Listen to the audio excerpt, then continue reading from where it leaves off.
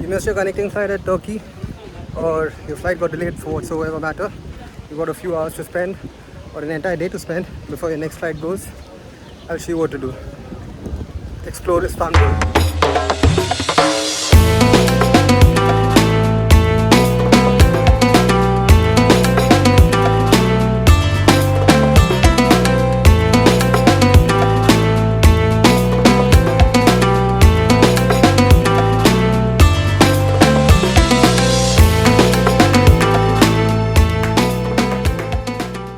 So first stop at the Basilica Cistern, again very close by.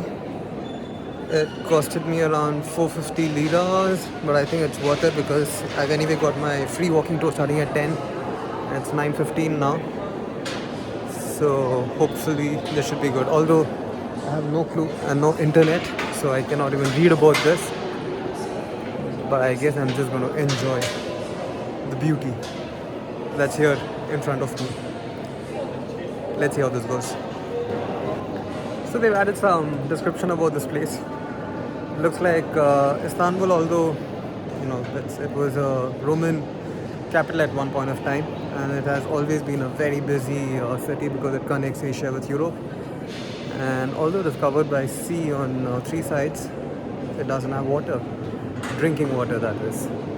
And so these cisterns were constructed and have been starting to construct during the Roman times as a means for the city's growing population to have access to drinking water.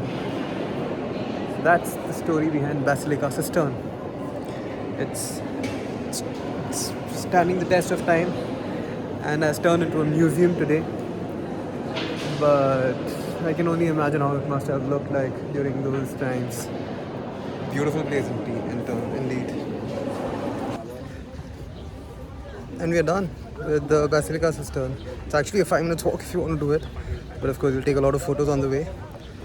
I took around 15 to 20 minutes and I'm on to my next one.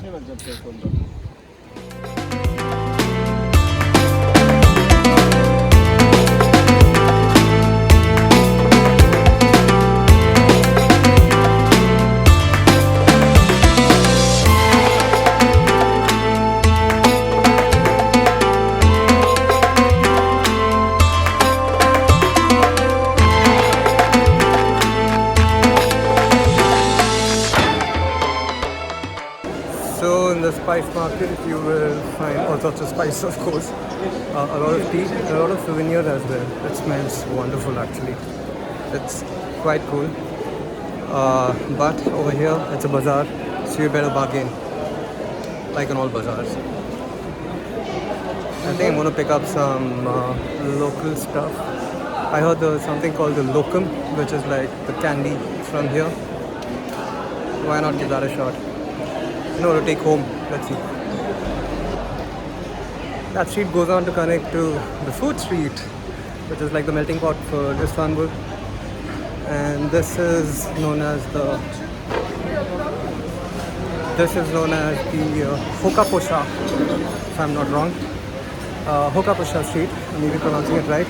But this is where you'll get some authentic and really old restaurants, some set up more than 100 years ago.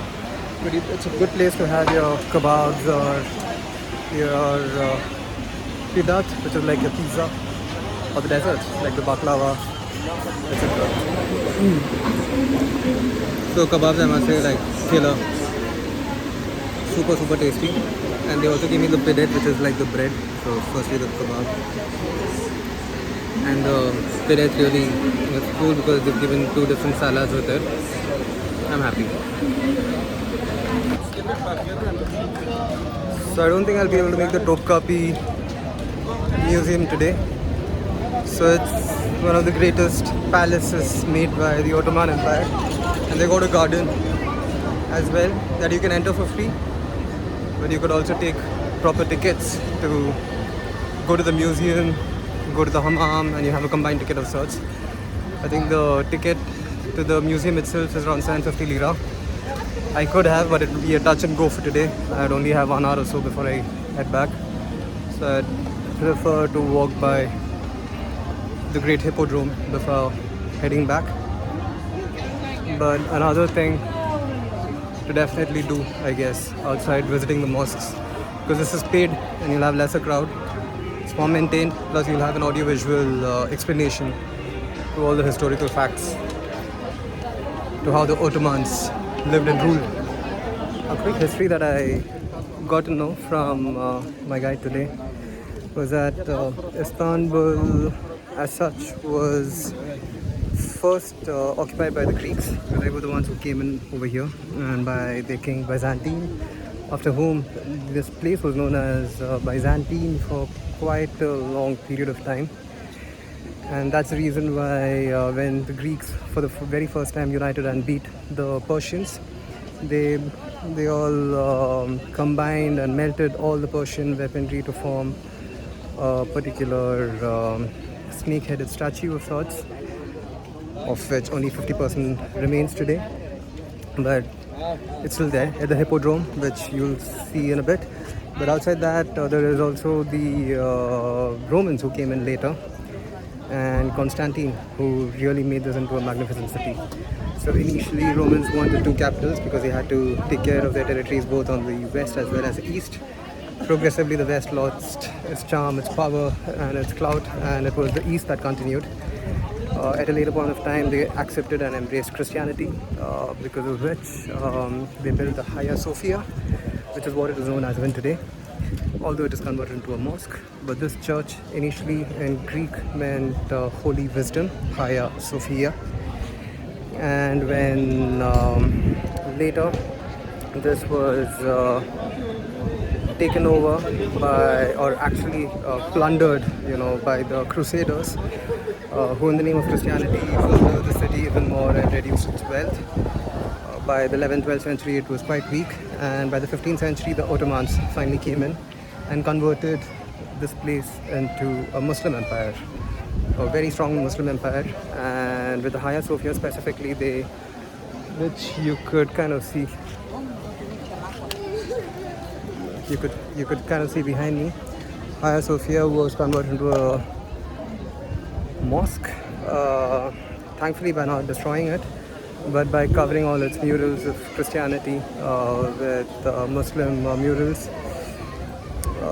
Subsequently, they also went on to construct a lot of other mosques on the remains of the Constantine Empire. So a lot of things that you see, like the Hippodrome, which was where the chariot races used to happen during the Constantine's period, during the time when the Romans were quite powerful over here. So that was also converted, a lot of it was converted into mosques. So it's essentially standing on and building on to what the Constantine Empire had. This place, which is the Hippodrome of sorts, which is where I'm walking, used to be a huge arena, just like the Roman Colosseum, wherein they would conduct these festivals of a lot of chariot racing and horse riding events of sorts.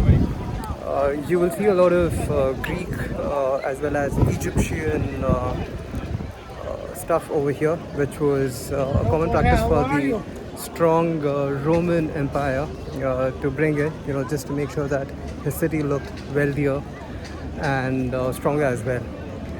But all in all, it's quite a walk actually. If you've only got some time, then I would definitely suggest you come to this area first, walk around, get into a free guided tour like the Guru walk that I took, and you really get to know a lot about this place.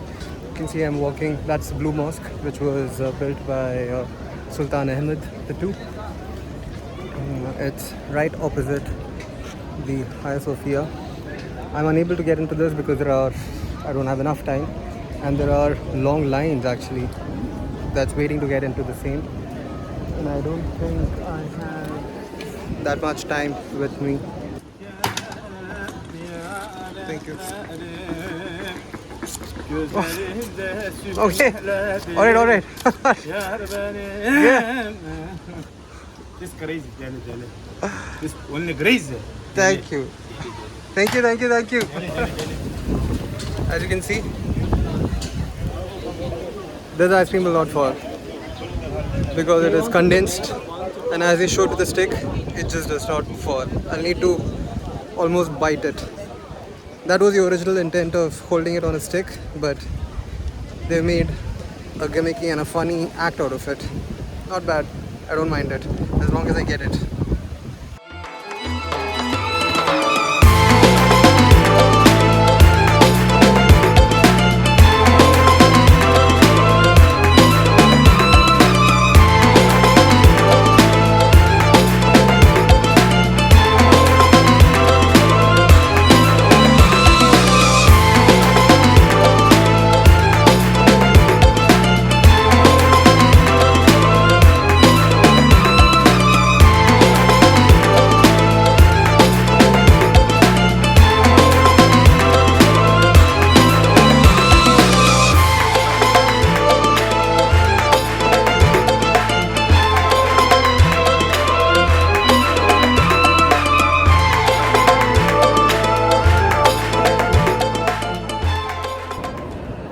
I got in the Blue Mosque and it is magnificent. I mean, look at the amount of mural work that is gone into it. It's crazy and it's big. So I believe usually a sultan was only allowed to make 4 minarets around the big mosque, but Sultan Ahmed II went ahead and made 2 more and made it 6 minarets. This was not well appreciated in the Islamic world because only the Mecca had 6 minarets. But he bribed his way out of it. He gave Mecca some money, out of which they made 1 more minaret. And today, as a practice, I guess, Mecca has got 9 minarets. But you can imagine the kind of ego that the sultans of the heyday used to have. But this is brilliant. So I'm finally back, and it's the end of the day. Well spent. So I mean, I checked in last night at around 11 o'clock. My connecting flight was supposed to be at 8 o'clock, which I missed. So between 9 and 11, I was trying to get out. Got my visa, my e-visa, because my Indian passport does not work for immediate e-visa. But thankfully, because I had the Schengen visa, they gave me an e-visa. I got an online application for e-visa immediately. Got out, came over here, crashed, woke up at around 7, had good breakfast at the hotel, which was being provided by Turkish Airlines as well. And then I stepped out. So by 9 o'clock or so, I was in the old part, the Hippodrome area. At 9 o'clock, I went for the Basilica Cistern. Paid around, I think it was not too much. I think it was 150 lira or so. After which, I joined the free open tour done by the Guru Walk. Special thanks to Alpa. I think he's brilliant. He explained so much about Istanbul today, about the history, about the different monuments and the story behind them, that it was brilliant. Spent 3 hours. We saw all the different mosques in that area. Saw the Egyptian spice market, saw the famous food street. He spoke a lot about the local cuisine, delicacies as well, and also about what to buy, what not to buy, the stories behind the Sultanate, the Romans, the Greeks, and so on and so forth. So much. And after which, I thankfully got to visit the Blue Mosque as well as the mausoleum, which was not super crowded. I could not go to the Hagia Sophia because it was too crowded and there was a long waiting queue anyway, as well as the palace because that would cost me around 750 lira, and I did not have, and that's an entire day's trip if you want to really enjoy it well. I don't want to rush that anyway. So quite happy with today. I had food at the at the famous food street with the famous kebabs as well as the pidet, and it was perfect. So overall I think I spent $40 for the visa, which $40. Then in terms of the taxis, I spent to and fro around 900, 400 for food, so around 1,500 or so liras in total, which in Indian rupees comes to around 4,500, and I think another 3,000 or so, close to 3,000 for the e-visa, which I got immediately and which is valid for 6 months now. So all in all, I spent around 7 or 8K for the entire day, and I'm happy with all that I covered because it was literally a free trip sponsored by Turkish Airlines. Thank you, Turkish Airlines. although you delayed yesterday's flight, you helped me see Istanbul, and that's what you're famous for, Turkish Airlines. So good. So if you have some time and if you've missed your flight and if you've got maybe 7 or 8 hours, highly recommend you explore Istanbul. I could not do the nightlife, maybe next time, but there are many more places still to be visited. But I have a good idea about Istanbul now, and I think the next time I can plan better. Ciao, ciao. Hope you enjoy Istanbul when you come over here next.